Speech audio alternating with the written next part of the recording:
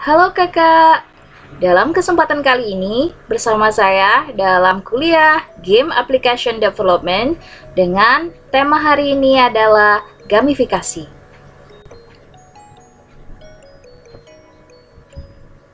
Pertama, gamifikasi adalah mengenai desain. Maka kita harus paham dahulu desain itu apa sebenarnya. Nah, dalam pemahaman ini, di sini ditulis, design is the successful application of constraints until only a unique product is left. Jadi intinya, saat kita membuat desain, kita akan membuat batasan-batasan untuk beberapa hal atau beberapa sisi. Kemudian kita akan memilah batasan-batasan yang telah kita buat tadi, hingga kita menyisakan yang kira-kira kita pikir ini unik dan mungkin akan bagus digunakan oleh orang dan sesuai dengan tujuan yang kita inginkan. Berikutnya, kita perlu memahami apa saja sih elemen dari game. Di sini disebutkan bahwa game itu bisa memiliki elemen berupa rules atau aturan, fantasi, aktivitas, ada kompetisi, dan pembuatan keputusan, tujuannya, keamanan, dan lain sebagainya. Jadi game sendiri dibagi menjadi beberapa elemen, di mana elemen-elemen ini bisa kita gunakan sebagai acuan untuk membuat game itu sendiri. Versi lain dari elemen game bisa juga seperti ini, yaitu konflik, kolaborasi, kompetisi, strategi, chance atau peluang, estetik, dan lain sebagainya. Kita juga perlu memahami elemen-elemen ini sebagai panduan untuk kita dalam membuat game itu sendiri. Ini adalah penjelasan-penjelasan dari beberapa elemen. Misalkan game perlu adanya elemen konflik, di mana konflik inilah yang nanti akan menantang pemain dalam bermain game. Game juga mungkin membutuhkan kompetisi atau kerjasama. Misalkan di dalam sebuah game perlu kerjasama antara sesama pemain, kemudian mungkin juga bisa diberikan kompetisi di mana ada tantangan bagi para pemain untuk menjadi menang dibandingkan pemain yang lain.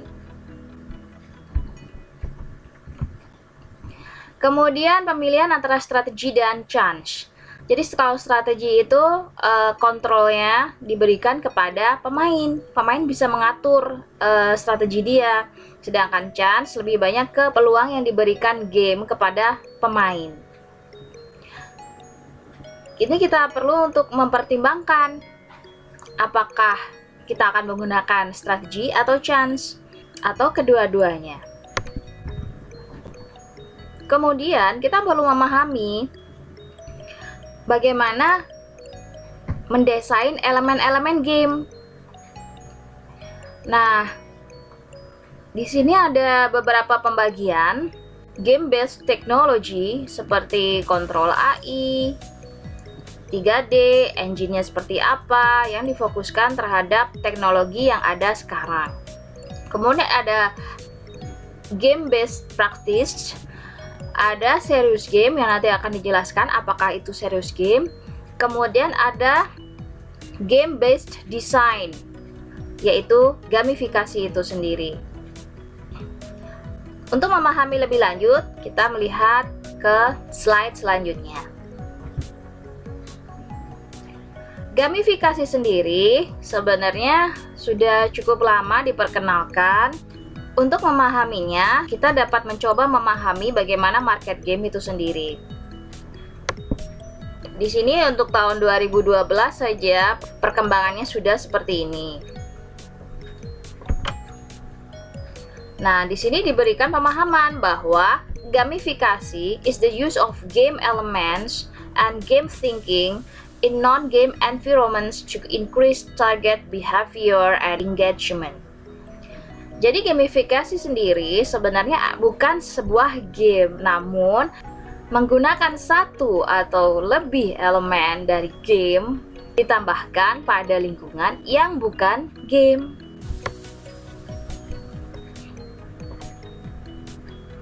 Jadi gamifikasi itu tentang elemen game, jadi tidak full game.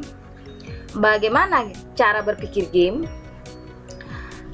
digunakan untuk lingkungan yang bukan game, untuk meningkatkan kebiasaan ataupun keterikatan dari target terhadap sesuatu yang kita buat.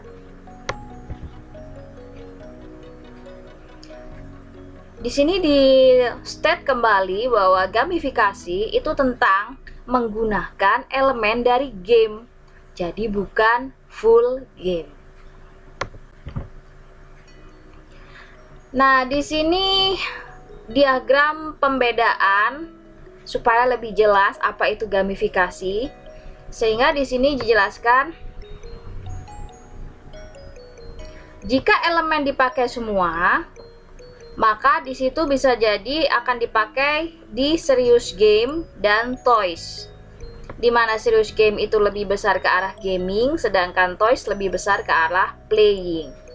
Jika dipakai sebagai elemen, maka jika lebih besar ke arah gaming, maka itu adalah gamifikasi, dan jika lebih besar ke arah playing, maka disebut playful design. Untuk lebih jelasnya bagaimana bagian-bagian ini, kita lanjut ke slide berikutnya. Nah, serious game itu adalah game yang di dalamnya itu secara implisit itu untuk melatih serius pemain game itu sendiri. Misalnya untuk belajar melakukan pembedahan, belajar untuk menjadi pilot, seperti itu. Jadi serious game itu tidak langsung ke to the point bagaimana menyetir ya. Mungkin diberikan sejenis tantangan, misalnya seperti dia terpaksa harus mengendarai pesawat, kemudian dia terpaksa harus menjadi pilot, dan disitulah dia terpaksa untuk belajar untuk mengoperasikan pesawat yang ada di serious game ini.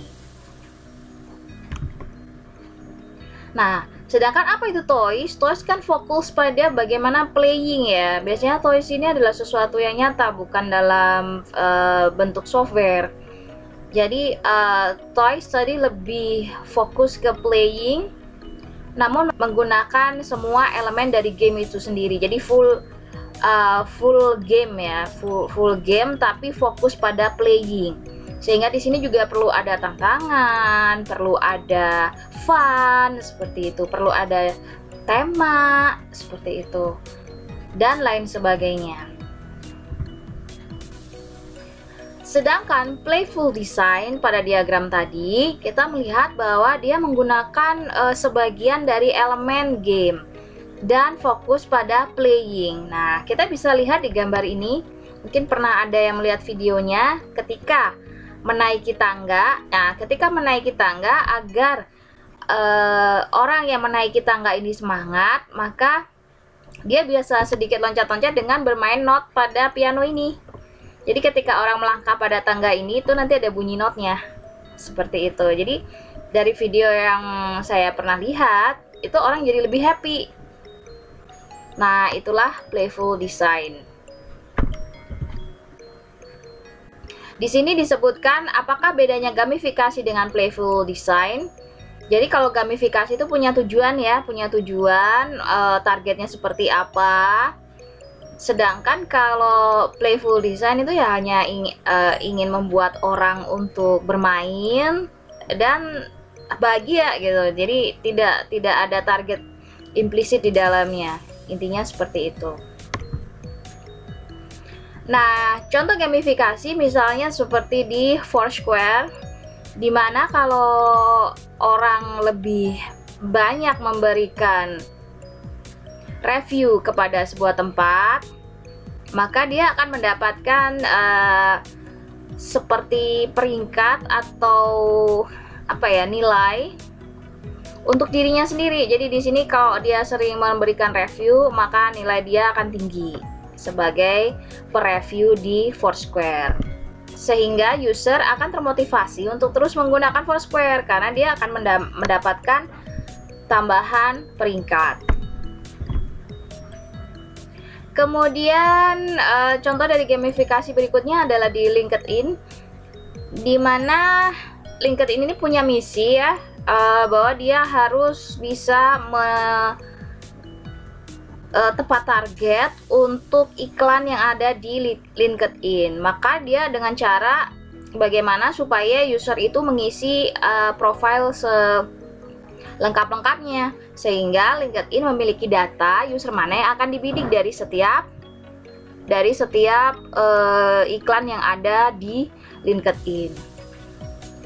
Nah, untuk itu LinkedIn menawarkan kepada user, semakin lengkap profil yang diisi oleh user, maka akan diberikan badge sebagai strong profile, expert, atau all star.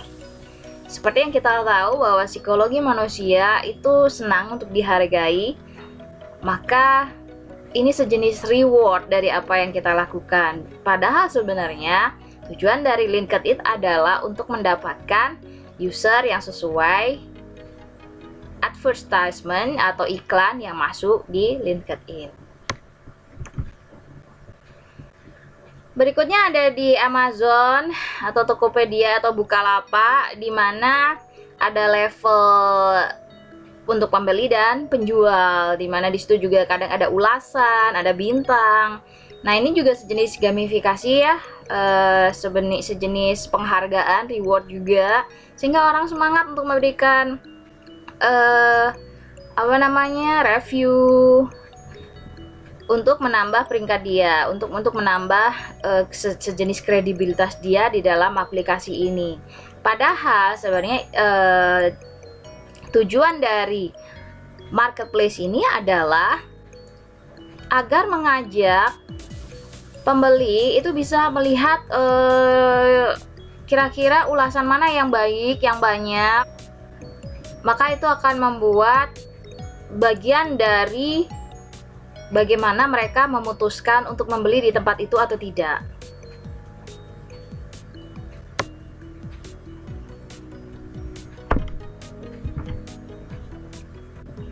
Jadi, gamifikasi juga dapat digunakan untuk website, sehingga akan banyak orang-orang yang menggunakan website tersebut. Jadi ada tujuan tersembunyi dari gamifikasi ini.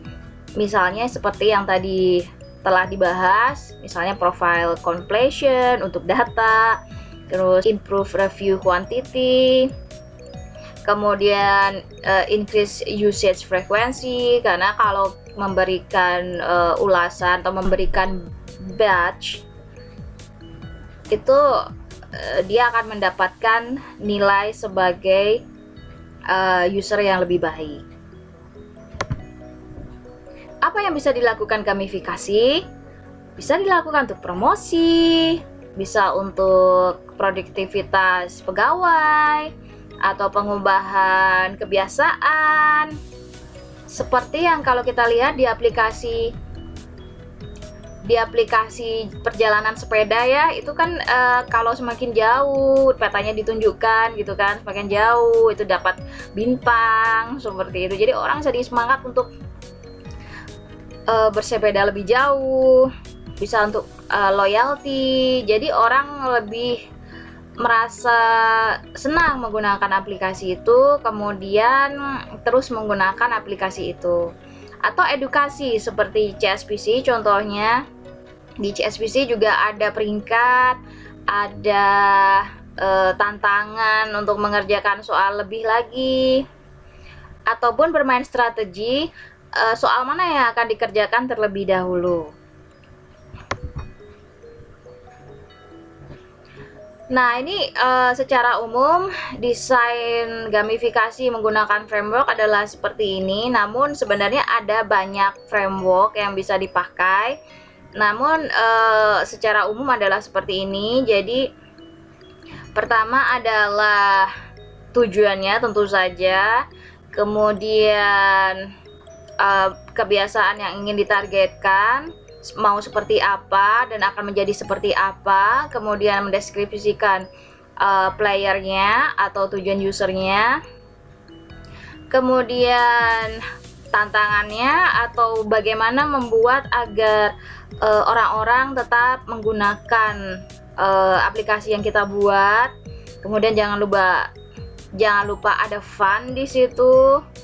Dan kemudian kita perlu untuk menentukan perangkat yang tepat untuk digunakan. Kemudian kita juga perlu untuk memahami bagaimana untuk memberikan fun itu sendiri pada gamifikasi kita. Maka berikut adalah elemen yang dapat membantu. Misalnya desainnya, kita perlu memilih apakah itu seperti lebih fokus pada bisnisnya, atau bisa mendesain elemen-elemen yang lebih mudah untuk dimainkan sehingga memberikan perbedaan. Kemudian bahasanya juga sehingga bisa menjangkau lebih banyak user. Kemudian adanya social interaction seperti make friend ya, membuat friend. Kemudian kita juga bisa memberikan humor di dalam gamifikasi kita. Seperti mungkin ada meme di situ, ada komik, ada gambar lucu-lucu. Nah, kemudian kita juga perlu memahami pembagian komponen itu sendiri sehingga bisa menambah dinamis gamifikasi yang kita buat. Nah, ini adalah elemen-elemen tadi dalam diagram tadi. Jadi dinamik itu sendiri adalah gimana ya, agar gamifikasi itu lebih dinamis. Kita perlu untuk membuatnya lebih dinamis. Jadi yang perlu dipertimbangkan di sini adalah batasan dalam pemilihan yang bisa membuat sesuatu itu lebih berarti gitu ya. Jadi di sini ada emosionalnya gitu. Ada emosional, kemudian bagaimana untuk menarik pengalaman dari user itu sendiri. Kemudian ada kemajuan di situ. Jadi ini lebih dinamis ini lebih terkait pada apa ya? Sesuatu yang dengan sense, terikat dengan sense, rasa gitu ya dari user itu sendiri. Bagaimana untuk tepat target terhadap rasa dari setiap user yang menggunakan gamifikasi kita. Intinya di situ. Nah, mekanik ini lebih ke mekanismenya gitu. Jadi kira-kira kita mau kasih apa nih, kayak reward, transaction, atau status kemenangan kayak gitu. Apa yang ingin feedback, apa yang ingin diberikan, lebih ke arah elemen bagian-bagian elemen toolsnya gitu. Jadi toolsnya apa nih yang ingin diberikan, belum kepada tujuan dari tools, belum kepada tujuan dari bagian-bagian ini. Nah, sedangkan komponen itu sendiri seperti halnya tadi elemen.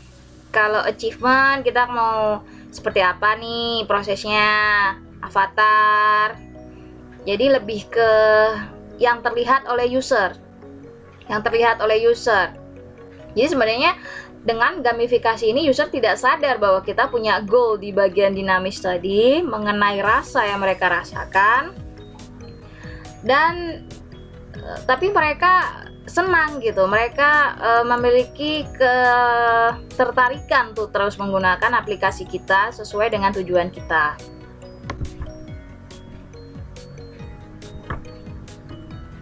Untuk minggu depan kita akan membahas sedikit mengenai poin-poin dari pemrograman game. Semoga dapat dipahami. Sampai jumpa minggu depan.